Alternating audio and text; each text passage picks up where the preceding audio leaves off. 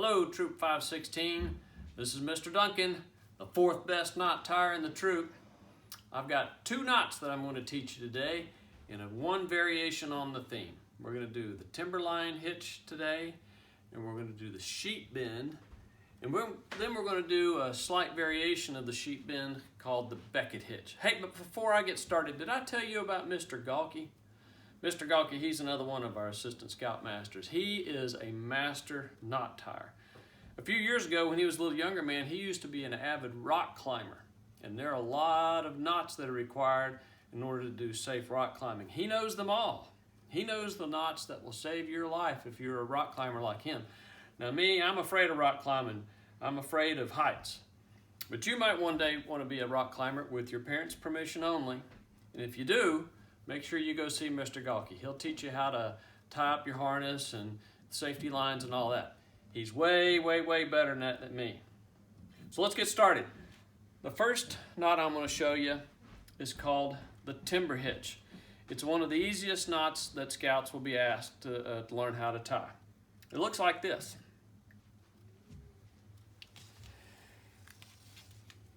I've just got a long knot, or excuse me, a long rope and a log.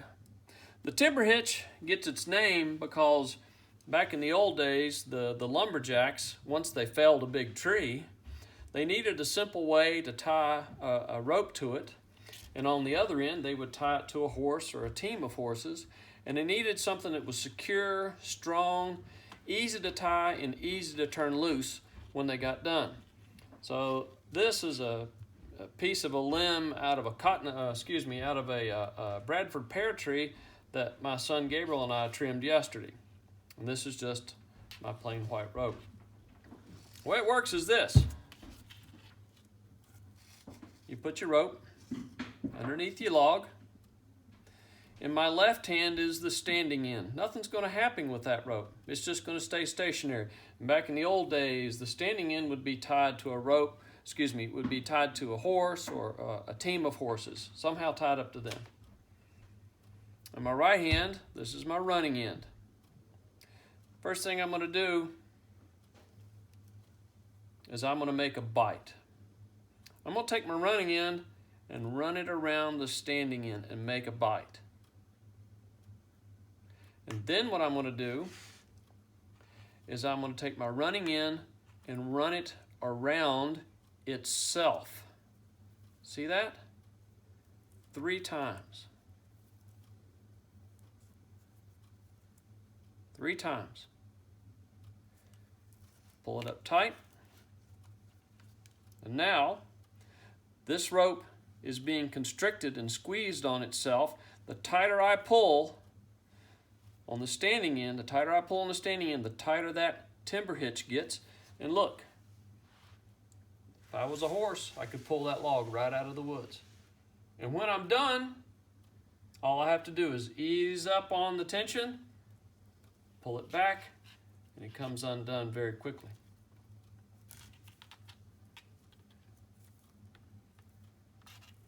That's it. Let me show you again. Standing hand over here in my left hand, running hand here in my right. Make a bite. You see that? And then I wrap the running end around itself 3 times. And snug it down. It's a secure timber hitch. To release it, just release the tension and it unwraps very quickly. There's only one way to mess it up. Only one way to mess it up when you're doing a timber hitch. And that is, if you make your bite, you're supposed to wrap it around the running end. But if you accidentally make a mistake and run it around the standing end, see that? This is the way it won't work. It's going to come undone every single time. The only way to make a mistake with the timber hitch is to make your wraps around the standing end. You've got to make your wraps around the running end, and it'll be secure every single time. So that's the timber hitch.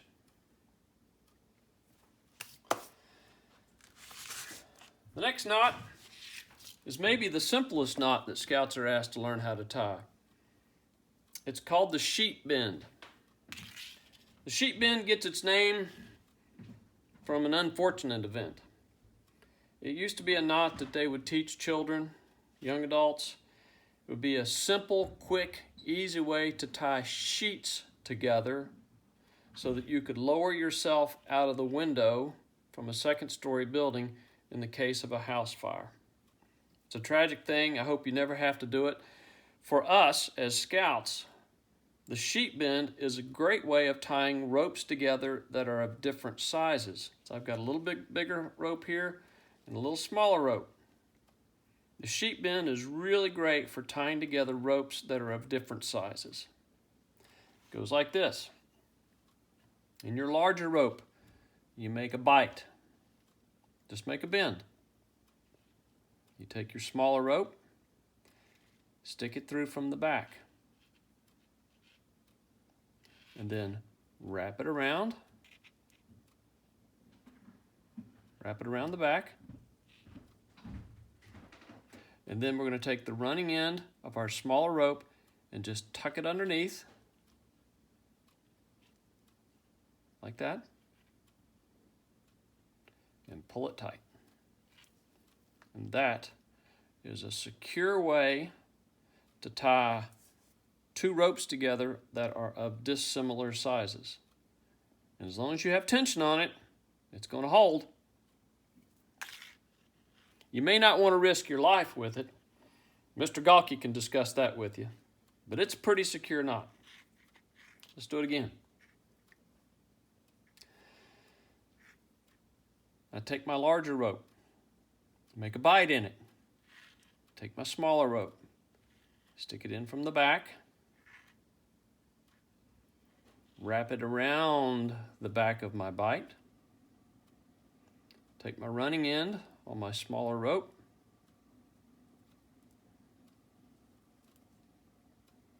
and tuck it under, then pull it tight. That is the sheep bend.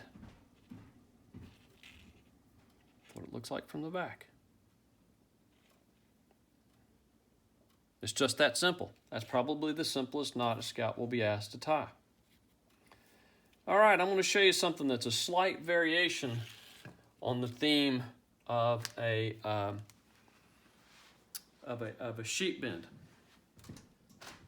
I'm going to show you a thing called the Becket Hitch. The Becket Hitch is a knot that's used, I believe, in a lot of South African Amazon tribes to tie their hammocks to trees. Oftentimes, this stool here is going to serve the purpose of my tree. We're going to pretend that this leg is my tree. Usually when you're hanging up a hammock, you've got a tree strap that you tie directly to the tree. This piece of rope is going to serve as my tree strap, and I've got a bowline tied in it. Tree strap is strapped to your tree just like that. Okay, I wrap it around the tree, run it through the loop, and I've got a tree strap. Now I want to tie my hammock up to my tree strap. The end of your hammock, depending on how your hammock is made, will probably have a loop in it. It could either be a loop of rope or it might be a loop of the hammock fabric itself, but it'll have a loop in it. This is the way you tie the Becket hitch. It looks a lot like a clove hitch. I take my tree strap, I run it up through the bottom.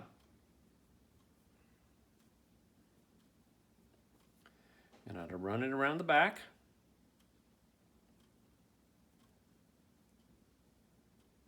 See how that looks? Now, if I just simply tucked that end of the rope up under there, that would be a sheep bend, wouldn't it? But I'm going to do something slightly different. What I'm going to do, instead of tucking the rope directly up under that loop, I'm going to make a little bite. You see that? And tuck that in. It's a sheep bend with a bite in it. Now, I can pull on that. I have personally hung up my hammocks this way, and I have spent the whole weekend hanging in a tree with my tree strap tied to my hammock using a Becket Hitch. It's secure. It won't come down. It'll hold your weight. Guaranteed.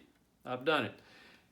And when Sunday comes along and it's time to go home, look, all I gotta do is pull that loop out, take my hammock down, and I'm off. It's just that quick. Let's do it one more time. This is the loop on the end of my hammock. This might be my tree strap. I'm going to tie a hitch that's very similar to the sheep bend. Stick it through the bottom. Run it around the back. If I just tuck that in like that, that would be a sheep bend. You see that? But we're not going to do that. We're going to make a Becket hitch.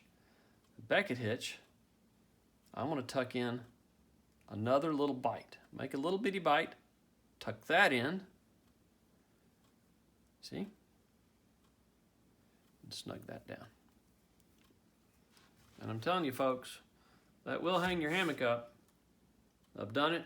I'm speaking from experience here. It'll hold you all weekend long, and then some. When it's time to take it down, you just pull that loop out. You take your gear down off the tree, take your tree strap off, pack up your gear, and go on home. So there you have it. We did the timber hitch, we did the sheep bend, and we did a slight variation on the sheep bend called the Becket hitch. You all practice your knots. If you have any questions, you let me know. This is Mr. Duncan, 4th best knot tire in the troop. See you next time.